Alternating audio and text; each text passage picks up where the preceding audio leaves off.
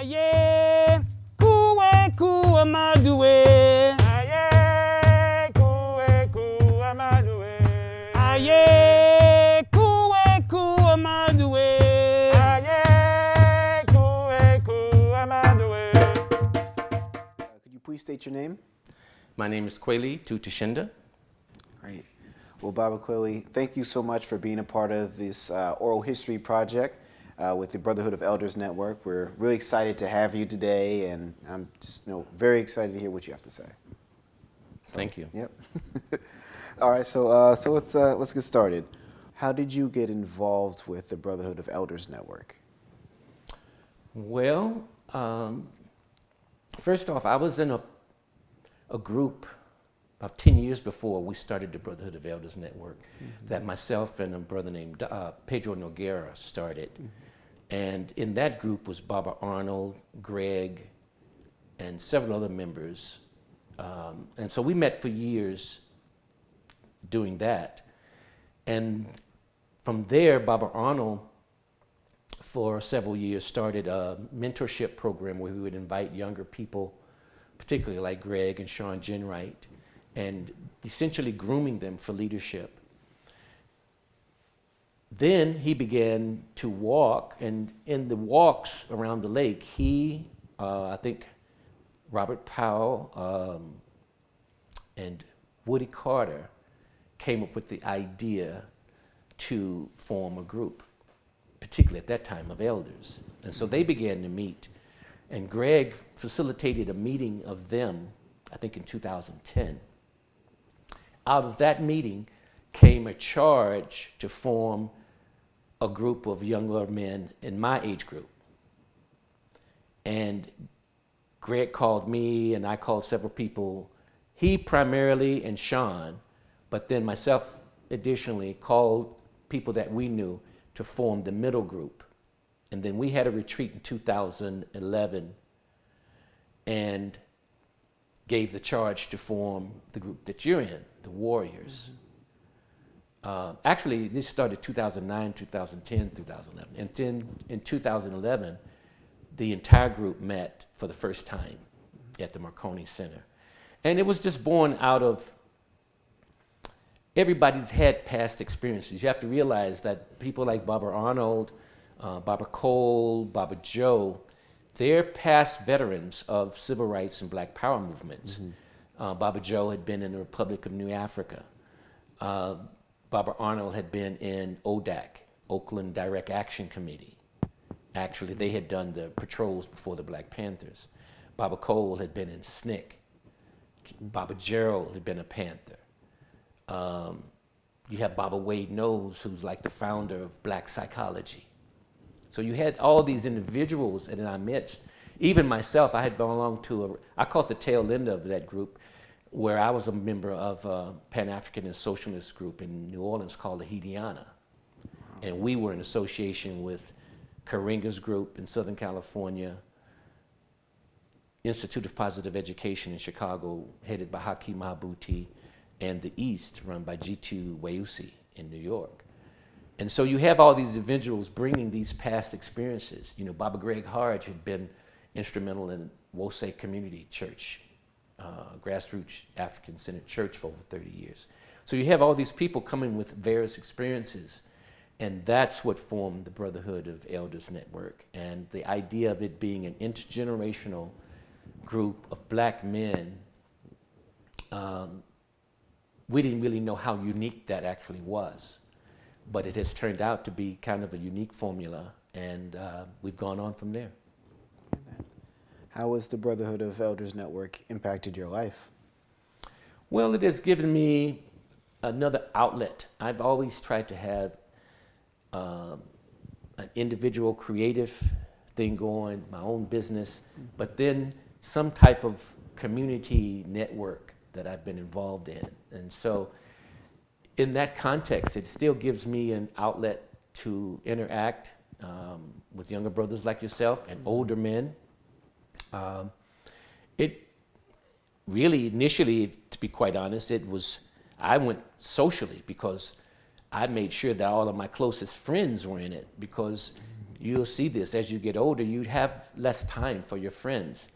And so for me, it provided a built-in mechanism to see some of my closest friends, you know, like Greg. Greg and I are from the same hometown. So I've known him for over 50 years. And you knew him? I knew him when he was little. Yeah. Okay. I went to school with his big sister, you know, and he was outstanding then. My dad taught him in the 6th grade. Even, you know, I used to grade his papers, so I knew that he was outstanding from day one.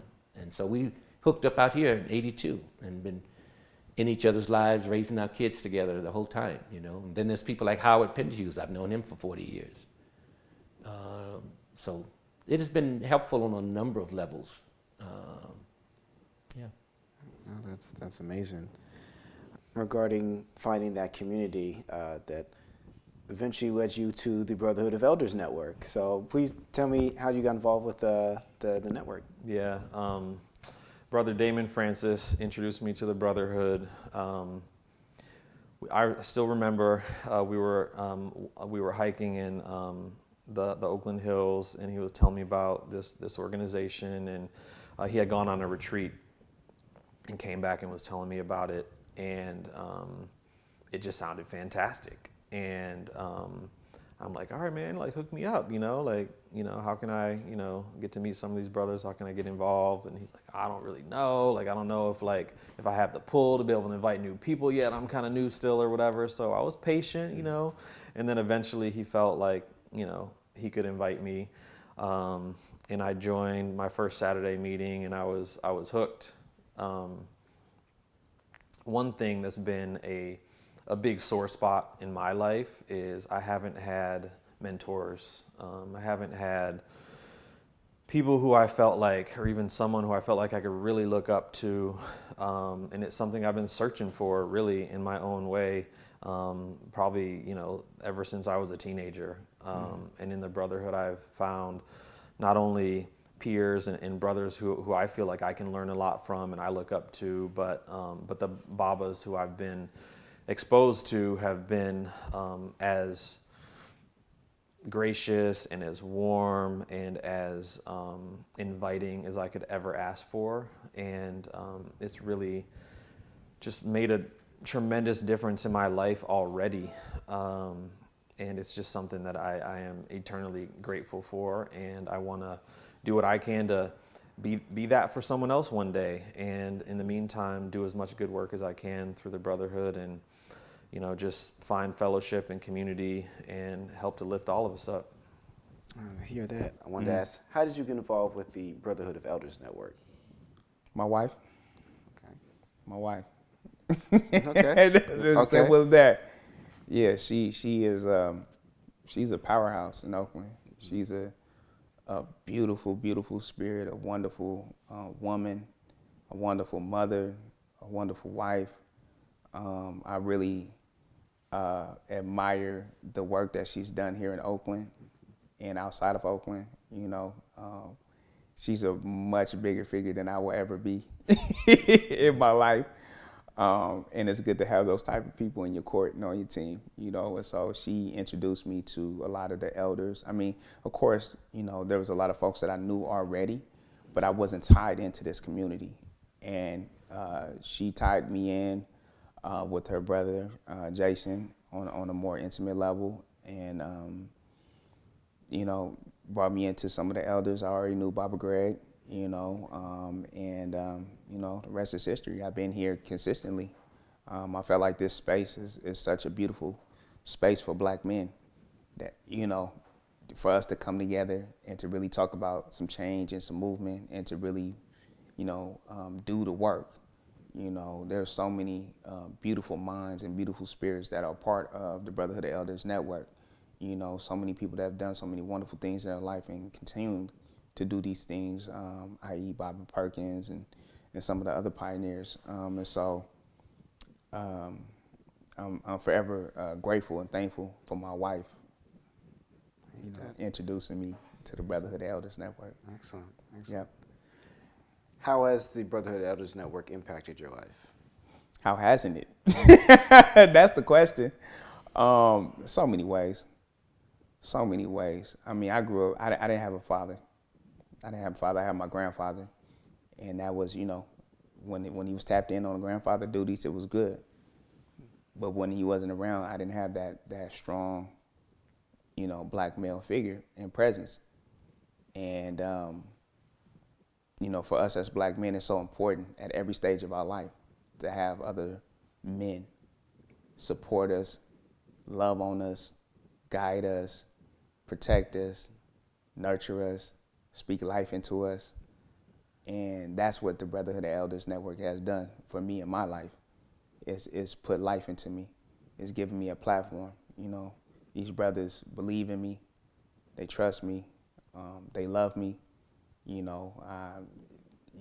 was telling Baba Cole yesterday that I found myself in Baba Perkins' arms crying. Just what I mean? Like just thankful for this journey and thankful for his life and just the connection, and he didn't even have to say nothing. You know what I mean? It was just that's how beautiful these connections are.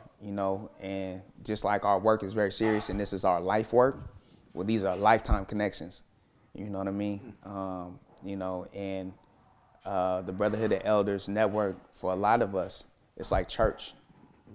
You know what I mean? It's a very spiritual, here we go with that spirit again, right? It's a very spiritual experience, so, yeah. I hear that. I'm just going to shift gears a little bit. I'm curious, one of the things you've brought up and been talking about is the differences in the mindsets in terms of, especially in Western culture, the I versus the we. But a great example of the we has been the Brotherhood of Elders Network.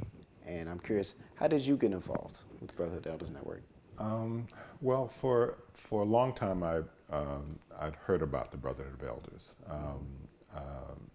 Arnold Perkins was head of public health in Alameda County, and I worked in public health in San Francisco. So I heard about this men's organization, but never. Most of my activity was in San Francisco, even though I lived in Oakland. Eventually, I was at some dinner engagement, and I was having dinner, and then I noticed that Bob Arnold and his family were having dinner in an event close by in the same restaurant. And I went over and said hello, and re-met his wife and his sons and others. And we were just chatting, and he mentioned to me about the Brotherhood. And I said, Baba, I've been wanting to hear more about it, and I've been wanting to join. I'm leaving San Francisco and doing my own stuff, and I'll be mostly in Oakland these days. And he said, well, you should join. And he really said, you should join. And that's how I heard it. He didn't ask me, he was telling me. And I knew that not only was he personally telling me, but there was a spiritual invite. And so that's how I joined, and that's how I became a member. I can say a little bit about what it's meant for me. Sure. It has meant the world to me in so many ways. One, it's an honor and a privilege to always be in the presence of the Babas and the brothers of the Brotherhood, and it's in part because of who they all are individually, but it's mostly because of who we are collectively, and what we can do, and the ways in which we can influence things. But it's a lot of just being in the same space. It's a manifestation of what I've always believed, and that is that I'm connected spiritually to more than just my immediate family, my biological family. So the Brotherhood reminds me on the daily that we are engaged in not only spiritual connection and divine connection, but human manifestation and form connection for our African people. And that's what the Brotherhood reminds me of. Wow. So it's safe to say that it's had a strong impact on your life. Yes. I do professional work. There are things that I do to make a living. There are things that I do to pay the house note and to drive around in my Ford F-150 and to own things that I value. But doing things with the Brotherhood really lifts my spirit, makes me feel whole, and gives me value. I hear that. Is there any thing else that you would like to talk about, or any other advice or things that's on your mind before you wrap up?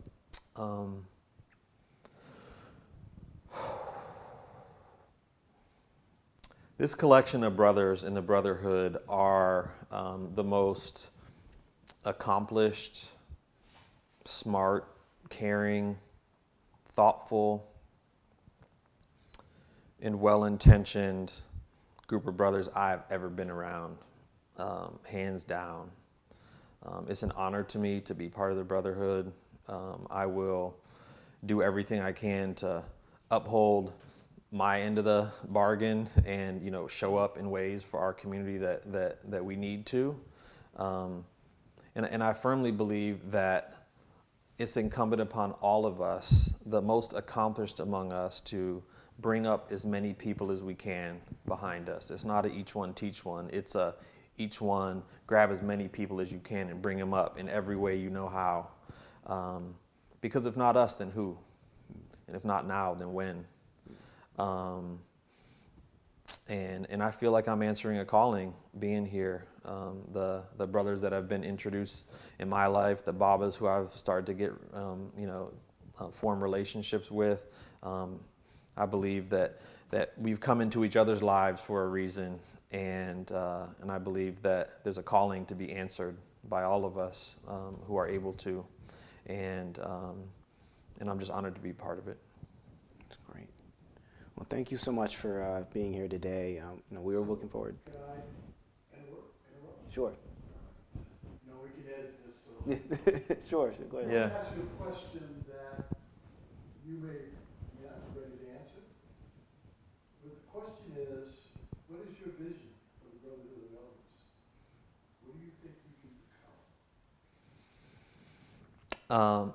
I think the Brotherhood of Elders can absolutely become what's the word I want to use?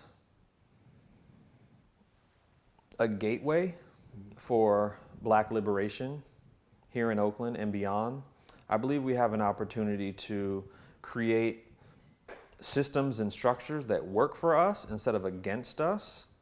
And what I mean by that is to develop community programs and projects that are led by us, that have our best intentions at heart, that are closest to the community, and really be a space that these ideas can funnel through and this action can be taken because of. And so developing a structure that enables us to take community action in the way that our community needs is ultimately what I think the Brotherhood needs to be. And I think a really important part of that is making sure that we partner with our sisters as well, and make sure that any folks who are doing good work in our community, we are working with them and doing everything we can to lift each other up. And I think the sky is the limit in terms of what we can do. And what we can do needs to be intergenerational. However far our Babas can get us and hand it over to folks in my generation, and then however far we can get us and hand it down to the next generation, however far they can get us, we each, have an opportunity to do everything we can while we're here. And I really think that's how we need to think of ourselves and think of this opportunity. Here and now. Wow, it's powerful. Any other questions? Do you see this journey as a relay? Oh, no doubt. I don't see it as a relay. It is a relay. It's been a relay. It's always been a relay. It's always been a relay. And hopefully each successive generation can run faster and faster with less, with more, with, what's the word? Like each generation hopefully will feel less and less encumbered by the burdens that we have that have faced. Yeah, I like how you put that, a relay. The baton will be lighter, maybe. Yeah. Yeah, Yeah. the baton will be lighter. We'll maybe won't have that parachute behind us slowing us down. Yeah. Someone's been running track, so I can tell. Yeah. Well, thank you so much for being here with us today and just taking time to sit down and answer these questions. We really appreciate having you, and this just adds on to what we've been doing with the project and hearing from Babas and hearing from our warriors as well. So we really appreciate it. Yeah, appreciate it. Peace. Peace.